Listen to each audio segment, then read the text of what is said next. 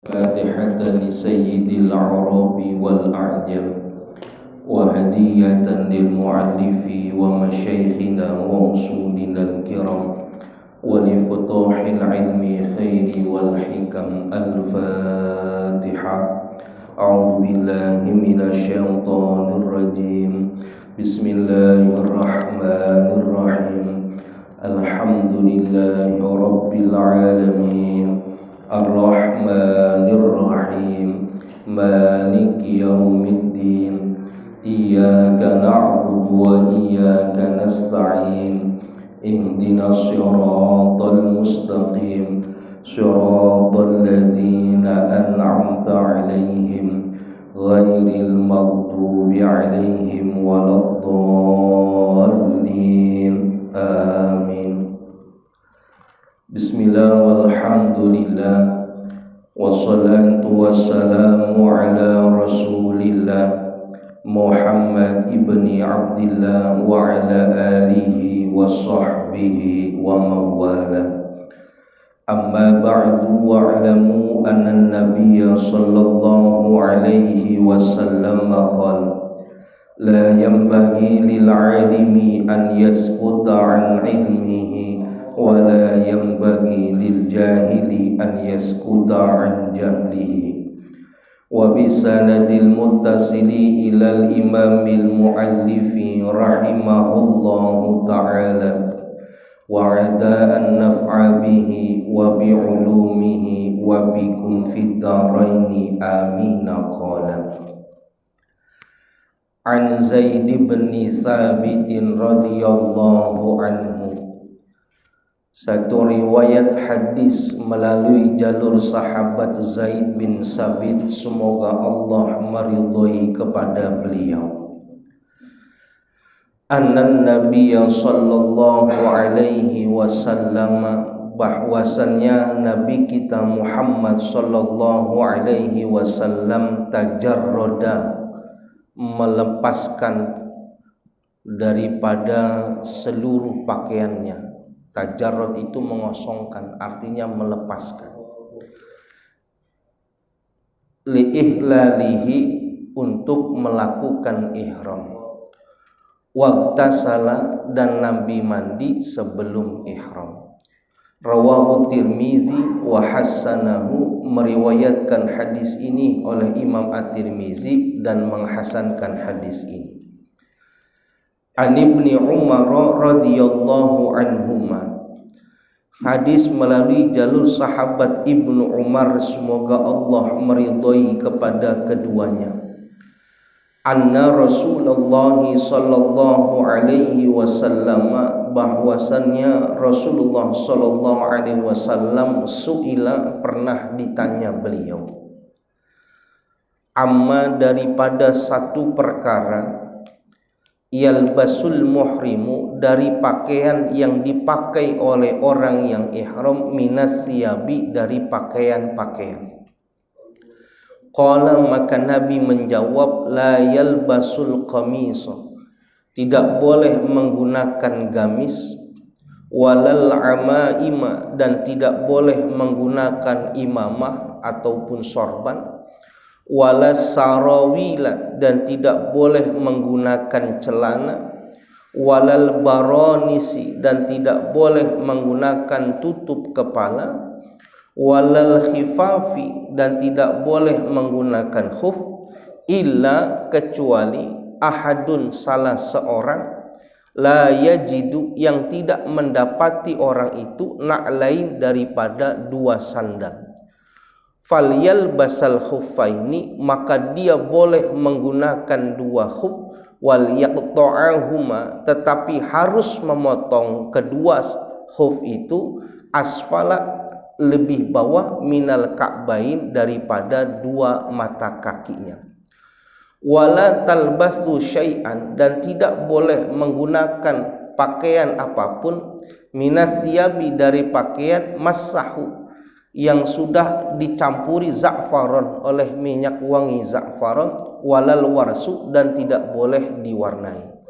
Muttafaqun alaih, meriwayatkan hadis ini oleh Imam Bukhari dan Muslim, wal lafzu li muslimin, dan hadis yang barusan kita baca terdapat dalam kitab Sahih Muslim. Jamaah yang dimuliakan Allah Subhanahu wa taala, puji syukur sama-sama kita panjatkan kehadirat Allah Subhanahu wa taala. Alhamdulillah, berkah karunia nikmat yang Allah berikan kepada kita, baik berupa nikmat iman, nikmat Islam, terlebih nikmat sehat walafiat. Allah memperkenankan kita untuk bisa hadir di tempat yang penuh keberkahan ini. Mudah-mudahan hadirnya kita menjadi obat buat kita, hadirnya kita menjadi wasilah akan turunnya keberkahan dari Allah Subhanahu wa taala. Amin amin ya rabbal alamin. Jamaah yang dimuliakan Allah Subhanahu wa taala, kita masih melanjutkan kajian hadis ahkam kita Bulughul Maram yang sudah sampai kepada perkara-perkara yang berkaitan tentang ihram. Ihram ini adalah titik awal seseorang di dalam melaksanakan ibadah haji ataupun umroh. Pada saat ihram itu, segala sesuatu yang tadinya dihalalkan maka menjadi haram. Kapan bolehnya? Kalau sudah melakukan tahallul. Kalau biar mudah dicernanya, ihram ini sama seperti orang yang sholat. Sholat sebelum dimulai, apapun yang halal diperbolehkan. Makan, minum, termasuk mencium istri-istrinya diperbolehkan. Kenapa? Belum sholat. Ketika sudah takbiratul ihram, takbir yang mengharamkan sesuatu yang tadinya halal, maka menjadi haram ketika sudah takbiratul ihram. Jangankan mencium istri, jangankan makan, nelen sisa daging saja bekas sahur maka batal sholat. Kenapa? Makannya halal, jigongnya jigong sendiri halal, tapi lagi sholat. Kapan dia boleh makan lagi? Nanti kalau sudah salam yang pertama nih. Ini dalam bahasa umroh dan haji kalau sudah tahallul namanya. Kalau sudah tahallul. Ihram sama seperti takbiratul ihram. Kalau sudah mulai ihram, maka segala sesuatu ada pantangannya. Jangan sampai dilarang. Kalau dilanggar nanti menyebabkan ibadahnya bisa jadi harus membayar dam, bisa membayar fidyah, dan yang paling parah ibadahnya tidak diterima alias ada kerusakan, fasad dalam ibadahnya. Makanya perlu berhati-hati pada saat ihram. Nah, dua hadis yang saya baca adalah hadis di mana seseorang pada saat mau mulai melakukan ihram dan perkara apa saja yang tidak diperbolehkan pada saat dia sedang ihram. Kita gambarkan kita kasih gambar begini. Kita sudah sampai di Bir Ali. Zulhulaifah adalah tempat di mana seseorang mau memulai untuk melaksanakan ibadah haji ataupun umroh di tempat itu. Maka dalam hadis yang pertama dari sahabat Zaid bin Sabit, dia cerita anna Rasulullah, bahwasannya Rasulullah yang melakukan Rasulullah yang berkata sahabat nih. Ingat, yang melakukan Rasulullah yang mengatakan sahabat. Berarti apa? Hadis ini adalah hadis yang bersifat fi'liyah. Hadis yang bersifat perbuatan Nabi. Karena Nabi mengatakan khuzu anni manasikakum. Ambil pelajaran kepada diriku tentang ibadah-ibadah kalian. Nabi mencontohkan gerakan, yang melihat gerakan Nabi itu siapa? Yang melihat gerakan Nabi itu siapa? Sahabat. Berarti apa? Kita melihat daripada gerakan Nabi melalui sahabat. Nabi wafat, maka gerakan sahabat dilihat sama tabi'in. Gerakan tabi'in dilihat sama tabi'ut tabi'in terus sampai kepada kita, mutawatir gerakan sholat seperti itu. Sehingga tidak bisa orang memahami Al-Quran, bisa memahami Al-Quran sehingga sholatnya bisa sama kita, nggak mungkin. Kenapa? Di dalam Al-Quran tidak termaktub semuanya gerakan di dalam sholat. Makanya kita nggak bisa mengatakan orang bertelanjang diri dengan kebodohannya, udah nggak usah mengikuti hadis-hadis yang sudah diseleksi oleh ulama. Emang dia siapa? Maja'an Rasulillah, siapa yang datang daripada Rasulullah, qabilnahu, kita terima. Kenapa? Datangnya dari Rasul. Waja'ana an ashabihi, dan yang datang daripada sahabat-sahabat Nabi, apa? Ikhtarnahu, kita boleh untuk memilih. Wa maja'ana anit tabi'in, tapi kalau datang dari tabi'ut tabi'in, daripada ulama-ulama, hum rijal wa nahnu rijal. Mereka laki-laki, kita juga laki-laki. Kita nggak perlu ngikutin dia. Ini saking apanya nih? Saking menunjukkan egoisme. Buat apa baca Bukhari? Buat apa baca Muslim? Buat apa baca ini? Sehingga dia mengatakan kepada santrinya, yang namanya hadis Nabi yang paling original yaitu cuma Al-Quran saja. Jangan baca kutubus sita, jangan baca hadis-hadis yang lain. Sehingga santrinya kalau khutbah mengatakan qala Rasulullah sallallahu alaihi wasallam wa ma arsalnaka illa rahmatan lil alamin. Itu Al-Qur'an apa hadis? Al-Qur'an, tapi dia bilang itulah hadis yang paling original dari Nabi. Kenapa? Wa ma yantiqu 'anil hawa in huwa illa wahyu yuha. Segala sesuatu yang dikatakan oleh Nabi tidaklah datang dari hawa nafsunya, tapi datangnya wahyu dari Allah. Jadi itulah original hadis adalah Al-Quran. Siapa mereka yang mengatakan ini? Mereka lah mazhab kelima yang disebut mazhab Soekarno. Pernah dengar mazhab Soekarno? Hah? Baru dengar. Ya iya, ini mau muncul nanti setiap 5 tahun muncul lagi, pasti muncul. Buat apa? Mengeruhkan kita. Dia menolak nih, nggak boleh baca ini. Buat apa nih?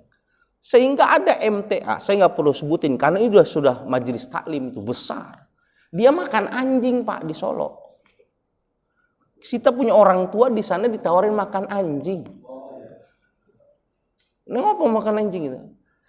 Nah, iku anjing bonten tentang Al-Quran. Jadi monggo. Jadi anjing tidak ada di dalam Al-Quran sehingga nggak diharamkan. Yang diharamkan walahmul khinzir Pak Yai. Yang diharamkan daging babi. Karena pengharaman anjing adanya di hadis. Makan anjing dia. Kenapa? Cuma Al-Quran doang. Dia sombong. Hum rijal wa nahnu rijal. Nggak bisa. Apa buku kitabnya? Api Islam namanya. Bapak Pak Haji Murdo main ke Senen beli buku Api Islam. Itu buku ditulis oleh Insinyur Ahmad Soekarno. Ente mau cut terserah, mau di itu terserah, saya nggak mau pusing. Di buku itu Soekarno memberikan gambaran Islam yang menurut ulama saat itu nggak pantas. Udah negarawan aja, jangan bilang masalah hukum. Salah satunya yang dia katakan apa? Dulu orang atau minuman wadah yang terjilat sama anjing, yang terjilat sama babi, maka hukumnya menjadi najis besar. Namanya najis mughallazzah. Salah satu menyucikan najis mughallazzah itu dalam buku Api Islam itu apa? Maka salah satunya caranya dibersihkan, dicampur dari 7 air, dan salah satu 7 air itu dicampur dengan debu ataupun pasir. Kata Bapak mazhab yang dikatakan Bapak itu di Indramayu itu dikatakan, kenapa dulu Nabi dan sahabat menggunakan pasir? Karena dulu belum ada sabun. Belum ada sabun. Sekarang sudah ada sabun, maka sudah tidak perlu dicuci lagi menggunakan pasir, diganti dengan sabun. Ini udah salah. Ini yang kata Kiai kalau bukan bidangnya nggak usah ngomong. Kenapa? Nggak bisa. Udah ulama bilang sabun tidak bisa menduduki posisi tanah. Kenapa? Tanah itu menghirup bau. Tanah itu qani, menarik satu zat yang tidak pantas, bau itu bisa ditarik sama tanah. Perempuan dulu yang haid, belum ada softtek. Darahnya ngucur dia.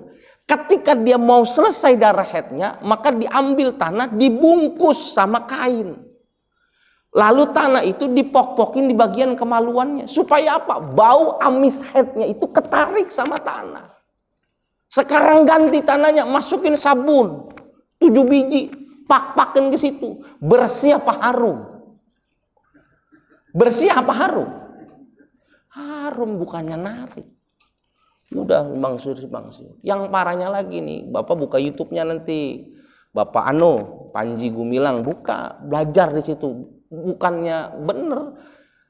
Anak boleh mengambil uang orang tuanya. Ambil aja. Nggak apa-apa. Ayatnya apa? Khuz min amwalihim shadaqatan tutahhiruhum wa tuzakkihim biha. Tolongin tuh orang tuanya. Kita mau bangun masjid nih, uangnya kurang, orang tua minta tolong, orang tuanya bilang belum ada duitnya. Kita tahu ada duitnya, ambil aja di dompetnya, kita nolongin dia karena dia pelit, kasih. Padahal ayat itu berkaitan tentang zakat. Coba buka. Kita belajar di situ bukan cerdas. Rada bego jadinya. Kok jadi begini? Itu orang yang bertelanjang dengan kebodohan. Hum rijal wa nahnu rijal. Dia laki-laki, kita juga laki-laki. Pak, jangan ngadu keilmuan Imam Syafi'i. Imam Syafi'i sehari semalam hatam Quran 2 kali. Ngadunya itu dulu bisa nggak hatam Al-Quran sehari 2 kali. Jangan ngomongin umur 6 tahun udah hafal Quran, 9 tahun udah hafal Al-Muwatta. Kalah kelik kita.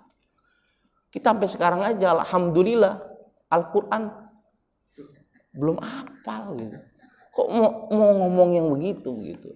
Nah, ini kesombongan. Nah, kalau begitu dia nggak bisa paham dong apa yang dilakukan sama Nabi, yang dilihat sama sahabatnya, yang dilihat sama tabiin terus sampai ke bawah. Kenapa periwayatan mutawatir tidak tertulis?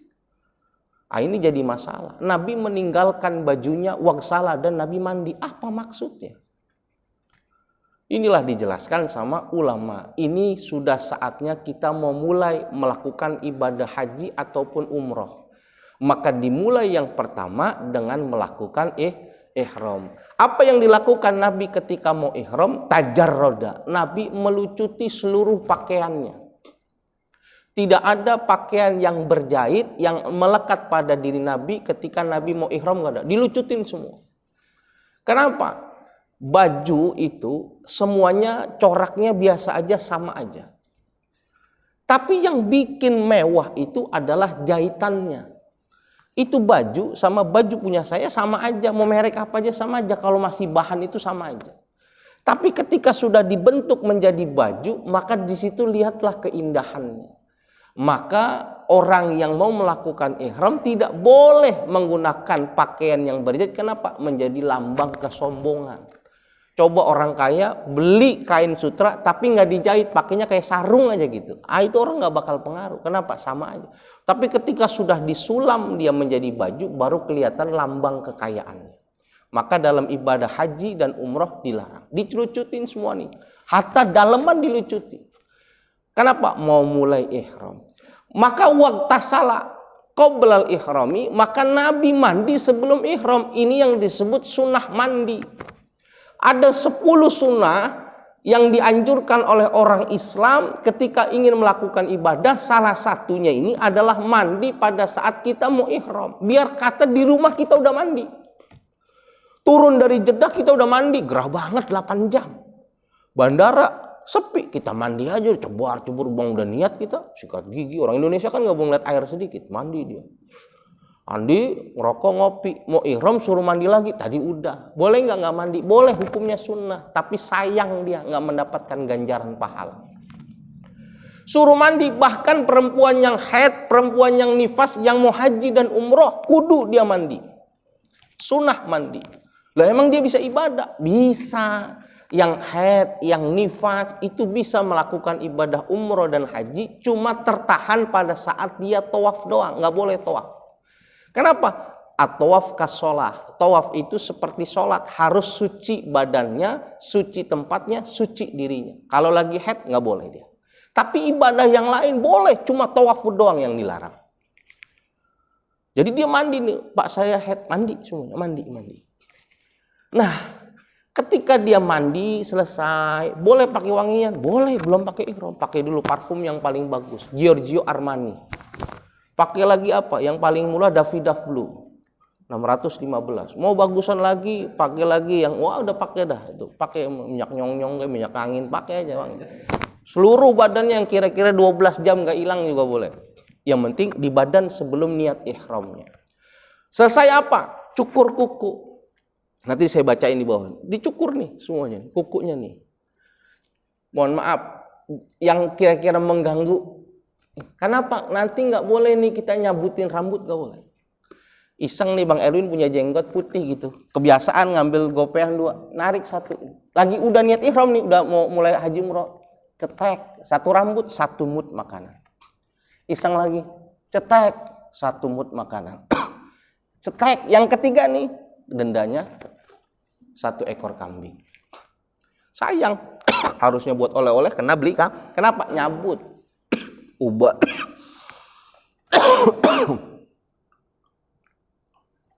Ntar nggak tahu, habis ihram pakai wangi-wangian, sabun tuh, 1 kambing.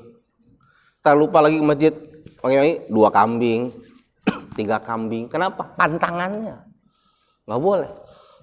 Makanya sebelum ihram pakai potong kuku. Yang kebiasaan gini jangan biasain. Jenggot nih kalau khawatir nanti membahayakan gitu kan, dia iseng gitu, cukur dulu, habisin. Pala habisin. Nah, dia harus polos, nggak boleh pakai celana dalam. Mau kata celana dalamnya dibuat dengan iketan dari kain yang sama, nggak boleh. Plong kita nggak boleh.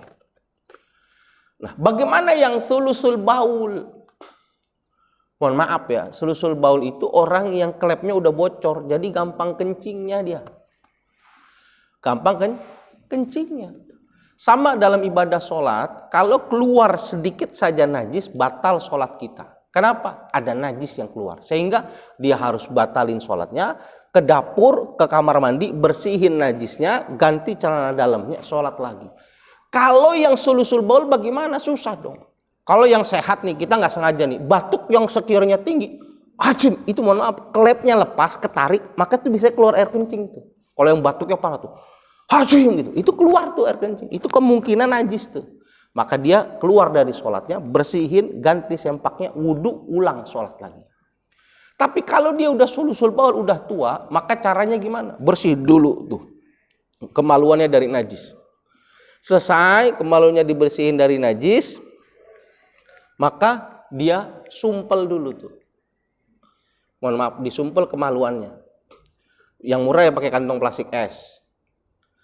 Paling murah kantong plastik es karetin. Kalau emang dia mau yang murah nih, supaya najisnya nggak netes.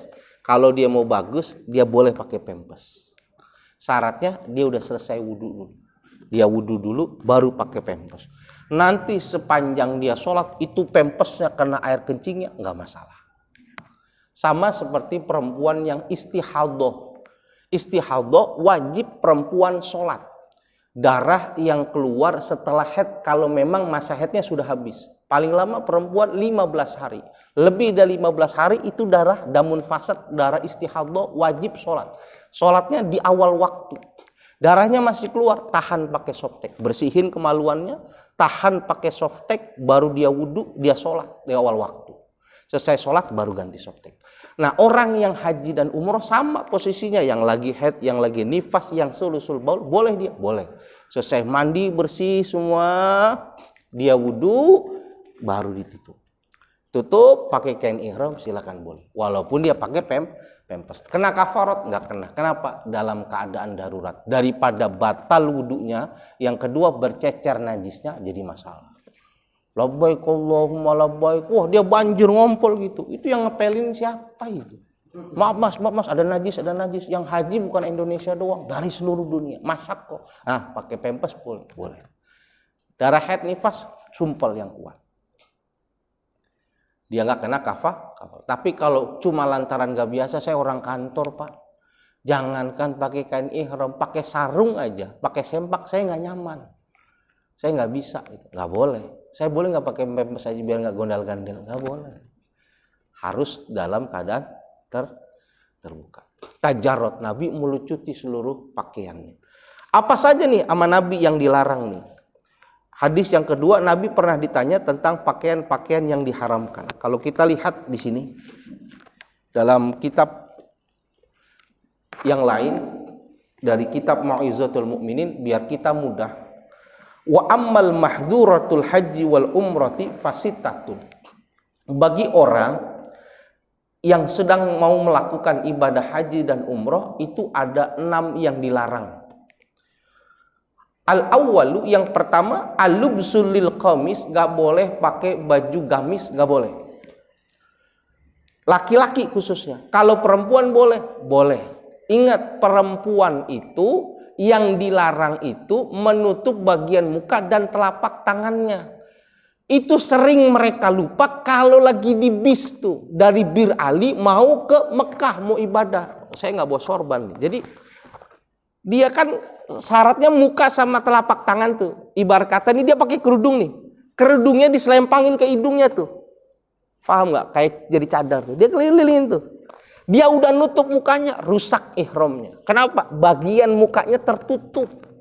Dia nggak boleh, harus dibuka bagiannya. Sama kita dilarang nutup kepala. Kita pakai kain ihram kita di atas gitu, nutupin kepala, rusak ihram kita. Kena dam kita. Komis nggak boleh pakai baju gamis. Pakainya 2 kain atas dan bawah. Perempuan bebas pakaiannya. Yang penting ihramnya muka sama telapak tangannya nggak boleh ditutup. Itu yang sering di bis itu, yang diingetin, ingat ya Bu, jangan ditutup mukanya sampai selesai nanti kita tahallul. Kadang dia namanya tidur ngantuk, dilipat dimasukin ke hidungnya, kan enak banget tuh. Kalau kacamata boleh nggak? Boleh kacamata. Jam yang paling mahal pakai boleh nggak? Boleh. Silakan, Rolex yang 500 juta, Richard Mille yang 1,2 M, pakai.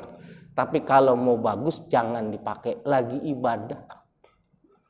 Ntar begini mulu, labbaik Allahumma labbaik ya Allah, kuning banget kan, waduh. Bos dari mana ini? Jangan, kita lagi mau ibadah. Bapak kalau meninggal pakai kain kafan, jam tangannya dipakai nggak? Hah? Emang mau apa nih? Bentar lagi pemeriksaan nih Israel nih. Enggak. Itu dunia itu dicopot semua. Harta cawat kita aja, penjaga pengaman kita suruh copot. Kalau mati biar belatung bakal makannya gampang. Semuanya akan dimakan oleh belatung. Kecuali 2 orang yang Allah berikan jasadnya aman sampai hari kiamat, nggak bakal dimakan, disentuh sama belatung.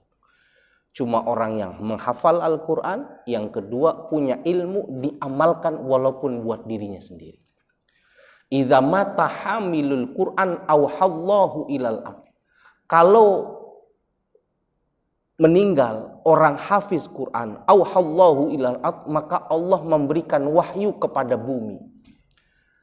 Allah ta'kula lahmahu. Wahai bumi, jangan berani-berani kau makan daging orang yang hafal Quran. Ilahi kaifa akalat lahmahu. Kata bumi, ya Rabb, bagaimana aku bisa memakan daging orang yang hafal Quran ini? Wa kalamuka fi jawfihi, sedangkan firman-firmanmu tertanam kuat di dalam hatinya. Jasadnya utuh. Yang kedua, orang yang mengamalkan ilmunya. Kita nggak kudu jadi orang alim, nggak kudu jadi pengajar, kerja aja punya bidang, tapi ilmu yang didapat diamalin. Itu yang sering lupa tuh. Maklum, haji itu yang dibawa 90 orang Bang Ipul, 120. Jadi pembimbingnya capek, ngaku. Nih, dia kan jadi karom tuh, pembimbing rombongan. Dia naikin karu, ketua regu tuh ada ya Pak Haji. Itu 10 orang ya? Karu itu berapa orang?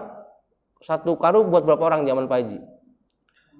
Banyak sih. Iya, maksudnya satu karu biasanya buat 10 orang yang buat bimbing itu. Yang perempuan ada karunya, cuma lupa tuh kadang, kasih tahu ya, kita udah ihram, jangan tutupin mukanya, nanti rusak ihramnya. Mau pakai masker? Nah, itu jadi masih ada, bukan masalah, itu masih antara diperbolehkan dan tidak sesuai kondisi. Makanya waktu ada masalah tidak diperbolehkan. Mereka sebenarnya nggak meyakinin ada corona, cuma karena menjadi bentuk yang diharuskan maka dicopot. Jadi lil masyaqqa itu sesuatu yang an-nawadir gitu. Kalau memang harus pakai mau nggak mau. Nanti kita ketemu di sini yang pakai sendal, nggak ada boleh pakai khuf tapi disobek. Gitu. Tapi dalam hukum dasar nggak bisa, nggak boleh. Bahkan kalau tidak lidorurah nggak usah jadinya. Umrohnya udah nggak usah. Kenapa? Harus terbuka dia. Tapi kalau tidak ada yang haji bermasalah, satu dunia nggak ada yang haji, masalah tuh, kiamat tuh. Maka harus haji walaupun pakai masker. Tapi buktinya yang haji yang kemarin 2 tahun tertutup nggak ada yang pakai masker. Kenapa? Social distancingnya jauh dan lain sebagainya. Aman. Jadi lebih baik tidak diumumkan secara umum.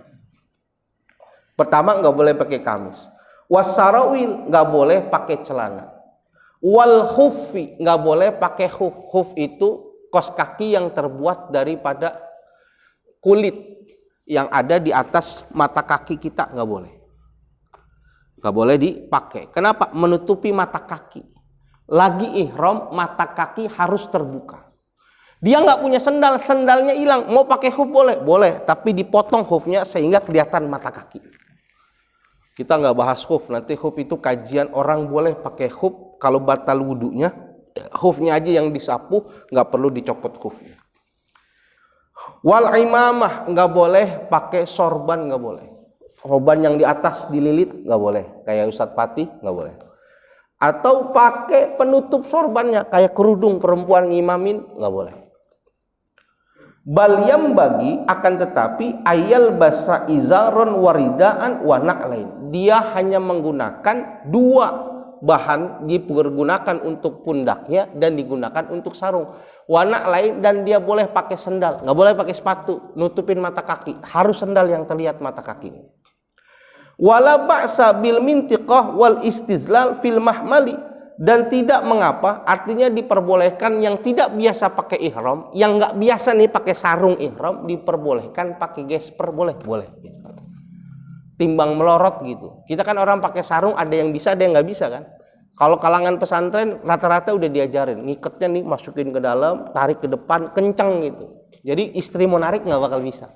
Ayo mas, nggak bisa, udah kita kunci caranya. Yang nggak biasa pakai sarung, melorot. Sebak, jangankan itu, keinjek kaki sendiri aja udah melorot gitu. Ihram begitu juga, ada tekniknya gitu. Cuma kita nggak pede nih, kalau yang badannya kurus gitu, wah kunciannya mati, enak gitu. Kunciannya artinya kalau dia bisa pakai ihramnya, tapi kalau yang gemuk gitu, itu kunciannya kebuka mulu tuh. Dia takut nih antara kebuka, boleh nggak pakai gesper? Boleh. Wal istizlali fil mahmal, dan diperbolehkan dia untuk ngaup gitu. Tadi kan nggak boleh nih, pakai peci nih nggak boleh nih, kena dam dia. Nggak boleh nih, rambut ihram laki-laki kan seluruh badannya harus terbuka kan. Ini ihram nih, nggak boleh tutup kepalanya nih. Tutup pakai sorban nggak boleh. Tutup pakai peci nggak boleh. Tapi kalau dia ngaup boleh. Panas gitu, pakai payung gitu, boleh. Lagi wukuf pakai payung, boleh. Di bawah tenda, boleh. Di bawah pohon, boleh. Yang penting jangan ditutupin langsung. Gitu. Jangan kita lagi bercanda gitu. Panas ya nih, kasih kardus nih. Nggak boleh dia. Pakai kardus gitu, nggak boleh. Karena harus terbuka. Walil mar'ati antal basa kulla makhitin, bagi perempuan boleh menggunakan pakaian yang berjahit ba'da alla tastura wajhaha, yang penting jangan menutupi wajahnya dan kedua tangannya, fa inna ihramaha wajhiha, karena bahwasannya ihramnya perempuan wajah dan kedua telapak tangannya. Asani yang kedua dalam kitab Baizatul Mu'min, yang dilarang bagi orang yang sudah ihram itu atibu, menggunakan wangi-wangian. Falyajtanib kullama ya'uduhu al-uqala thayyiban. Maka kalau sudah ihram, orang yang berakalnya sehat, segala sesuatu yang wangi maka jauhkan. Yang akalnya sehat nih. Sabun cuci tangan wangi nggak? Jauhkan. Sabun mandi wangi nggak? Wow. Jadi sesuatu yang kita udah tahu wangi jangan dicoba. Bayang katanya, ini kayaknya sabun Arab dah, wanginya kurang. Yang wangi banget harmoni gitu. Enggak, jangan coba-coba kalau yang namanya sabun wangi, jangan aneh-aneh gitu. Jangan aneh. Walaupun dibuat sabun anti wangi, sabun jenazah misalkan, jangan. Kenapa? Beresiko bagi orang yang berakal. Fa in tatayyaba aw labisa fa alaihi damun syatin. Kalau orang ternyata nekat, nggak sengaja pakai pakaian yang berjahit, lupa gitu, pakai sempak juga masih ngeyel gitu. Dia bilang nanti mau di bis baru dibuka sempaknya pas mau niat. Ada yang begitu. Jadi dari kamar mandi, lu masih pakai sempak, pakai gitu. Nanti di bis pas kita mau niat ihram baru gue copot, kan di belakang gue bisa nyopot, gue duduk sendirian. Wangkel tuh orang begitu, ada, pasti ada. Susah dikasih taunya gitu. Dia niat aja ihram mau pede, udah mau masuk Mekah udah niat ihram masih pakai sempak, kena dam lo. Karena kena dam. Atau nggak sengaja pakai minyak wangi. Udah biasa nih kayak saya gitu. Labbaik Allah, ambil nangis gitu, kangen sama Hajar Aswad. Ininya Hajar Aswad dipakai dia. Kena dam. Kena dam, jangan iseng-iseng makanya. Yang wangi-wangi, yang orang akal wangi, udah gini. Jangan nggak usah pakai nyari pembelaan gitu. Ini wanginya ketara banget nggak, coba dah. Wangi, bener coba lagi coba. Ya lu nyari pembelaan nggak perlu, udah kena dam lo. Makanya jangan aneh-aneh. Itu ada Bang Ibu sampai, maaf Ustaz saya nggak ikut umroh dulu. Nggak ikut umroh, iya nggak sayang. Nggak apa-apa, biar istirahat aja. Innalillahi wa inna ilaihi. Cuma sekali umroh doang dari 3 kali diikut cuma, ya nggak masalah, cuman sayang banget. Akhirnya di bis aja gitu, di bis aja. Nungguin orang ngambil mikot, ngambil ihram, sayang banget. Asalisu dan larangan yang ketiga, al-halku, cukur rambut. Nih cukur rambut lagi nih, nggak boleh. Lagi ihram, itu yang saya bilang narikin uban tuh. Kan ada ubannya tuh, tarik satu nih uban, tes 1 mud. Lagi tarik uban 2 mud. Tarik yang ketiga, jebret 1 dam. Kalau 1 ekor kambing, kalau lebih dari 3 helai rambut. Makanya jangan iseng berantem mau bini dijambak gitu, copot banyak lu, nasib lu dam nggak jadi oleh-oleh lu, gak lu jambak sih gitu. Makanya kamarnya dipisah laki-laki sama perempuan, kecuali yang udah nenek-nenek sama kakek-kakek dah, yang nggak ada setrumnya tuh boleh bareng dia. Tapi kalau yang masih kayak Pak Haji Murdo, masih ngelihat mahal ini, dia nggak boleh nih, masih nggak boleh. Bahaya nih yang kalau ngelihat sedikit udah ini kan. Beda onta Arab sama di sana beda lah. Apa? Kalau misalkan dia, biasanya kalau misalkan kita nunggu ini ya, nunggu untuk tawaf sama sa'i itu kan dari mikot kan kita nggak langsung kan? Iya. Dulu. Iya, naruh barang. Misalnya suka ini tidur terus suka rontok tuh gimana? Nah itu nggak sengaja nggak apa-apa. Itu kayak gini, kayak perempuan ada 2 pendapat nih. Apakah rambut perempuan yang copot pada saat haid harus dimandikan juga? Gitu. Kalau dia copotnya secara sengaja, sisiran tuh, udah tahu lagi head, nyisir lagi dia, ya kan? Lakinya tentara mau pulang ya kan, masa bawah nggak rapi atas nggak rapi gitu dia sisiran tuh. Kalau rambutnya copot dikumpulin, nanti pas mandi janabat tempel coba. Ada yang kau lebih mudah tapi terlalu doif mengatakan nggak perlu, kenapa? Sudah terpisah dari tubuhnya, segala sesuatu yang sudah misah sama tubuh nggak perlu dimandikan. Tapi mayoritas bilang kumpulin, lu nakal sih. Kalau nggak sengaja, nggak ketemu, hilang atau gimana, dan yakin bukan punya dia, nggak usah. Termasuk pun tidur, kita kan banyak nih yang tidur rambut siapa nih ya? Pasan gua nggak panjang-panjang banget nih. Nggak usah, udah ntar tinggalin kayak begitu. Makanya tidur boleh, silahkan tidur. Batal tinggal wudhu. Yang penting perkara yang mau saya baca jangan dilakuin. Kena dam sayang, kan iseng banget gigi itu. 1 kuku, 1 kambing, gigit 2 kambing, 3 kambing, lu pulang miskin habis umroh. Pelanggaran mulu. Umrohnya cuma 26 juta, 28 juta. Nah, jangan. Makanya ngikutin bimbingan. Pepet terus pembimbingnya, dia mau tidur pepet terus. Supaya apa? Kita aman. Dan tanya gitu. Gunanya pembimbing ditanya, boleh nggak saya begini. Sok yang berangkat Agustus sama Ustaz Pati, tanya Ustaz, saya mau ini bikin badal umroh buat mau bikinin umroh orang tua gimana, dikasih tahu, diajarin. Paham ya? Nanti kan bolehnya kalau udah tahalul ya Ustaz ya? Iya betul. Tahalul potong rambut kan Ustaz? Iya. Berarti tahalul udah bebas kan? Iya. Kalau yang botak tahalulnya gimana Ustaz? Botak tahu botak? Jadi kalau tadi orang sholat, takbiratul ihram, segala yang halal diharamkan. Bolehnya kalau sudah salam. Assalamualaikum, salam pertama udah bebas tuh dia. Oke?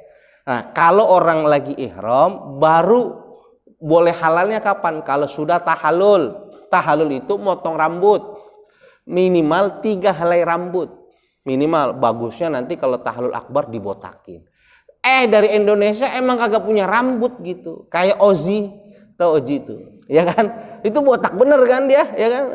Wah gimana dia nih, ya kan? Apakah dia motong bulu yang lain gitu kan? Nah, enggak perlu, cukup tabarukan menjalankan gunting di atas kepala aja.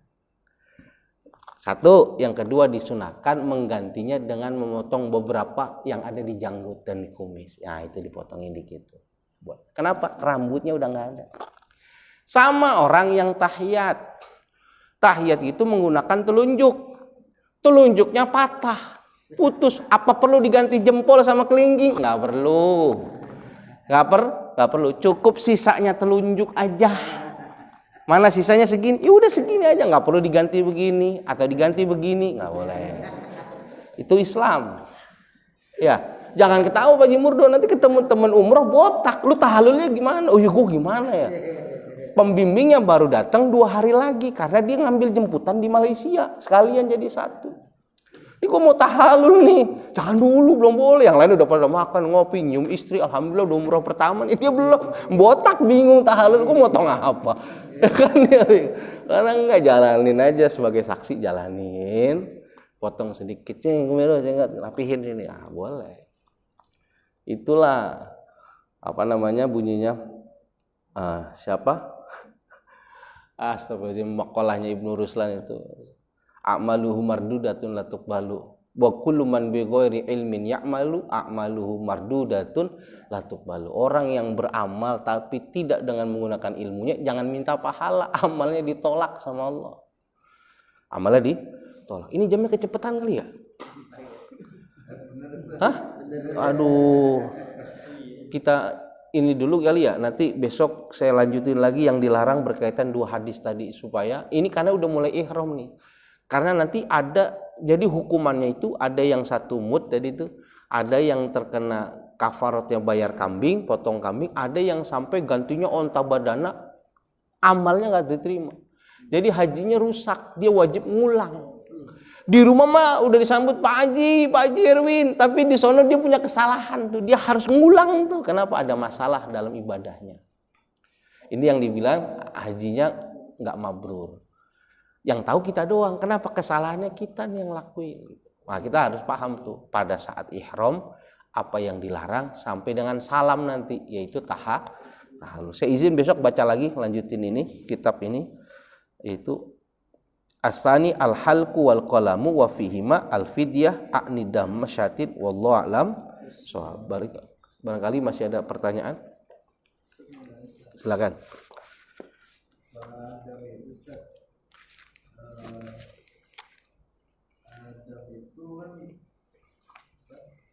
Darah. Dilakukan sama kita sendiri ya. Itu perlu dicatat apa ada yang nyatet gitu? Takutnya kita lupa gitu kan, ternyata salah. Iya, kalau bisa jangan keburukan itu jangan diceritakan sama orang lain. Aib suami jangan diceritain sama tetangga. Cukup kita saja yang tahu. Nanti kalau kita punya masalah tinggal bilang sama guru kita, pembimbing kita, maaf, kemarin saya udah ihram pakai minyak wangi nih, mau bikin dam gitu. Tadi dianterin sama dia, ya ntar bayar dam dianterin. Ngomong, kita yang nulis lah. Emang siapa? Pembimbing ngurusin antum, kesalahan-kesalahan antum. Dia aja bingung, capek ngurusin koper sama visa, ngurusin apa? Paspor biar nggak hilang. Udah capek, nyatet diri sendiri. Makanya saya bilang berulang kali dari pemuluman, itu nanti kalau sudah selepas dikatakan tahallul akbar, dikatakan telepon keluarga sudah haji gitu. Itu udah pembimbing udah capek banget, itu udah lelah tuh dia. Nah, itu dilepas tuh kita di Mekah tuh. Nah, yang rajin ibadah di masjid. Yang rajin tawaf di mall Bin Daud, ke Bin Daud belanja mulu. Makin bagus lagi Bin Daud sekarang, makin deket sama masjid, nempel. Masya Allah. Jadi sambil tawaf di mall ngeliat orang ngeliling Ka'bah gitu bisa gitu. Jadi itu aja lagi ibadah, kita lagi nenteng tas gitu deh, saking konyolnya gitu. yang mau umroh rajin-rajin karena udah capek gitu. Apalagi harus mencatetin dia bawa jamaah 200, kesalahannya 200 dicatat, nggak sanggup. Makanya bilang nanti kalau ada permasalahan lapor sama kami. Kalau nggak bisa lewat karu ya, nanti karu yang ngomong. Pak kemarin katanya pas ihram kata guru nggak boleh ini ya, iya. Nggak boleh cukur rambut ya, iya. Saya gedek sama laki saya, katanya godain janda, saya tarik aja rambutnya, copot banyak nih gitu. Nah, iya, tak nggak perlu. Oh ya ntar dilaporin ke karom ketua rombongan dikasih tahu nanti bayar dong. Tapi kalau antum sembunyi-sembunyi nggak ada yang tahu nih, nggak ada yang tahu rahasia kita aja gitu. Ya udah itu yang dibilang rusak ibadahnya. Orang pulang ke rumah cium tangan Pak Haji minta berkah kata malaikat, pret, umroh lu nggak diterima aja lu, kelaguan, utang balik lagi. Subhanakallahumma wa bihamdi asyhadu an la ilaha illa anta astaghfiruka wa atubu ilaik. Assalamualaikum warahmatullahi wabarakatuh.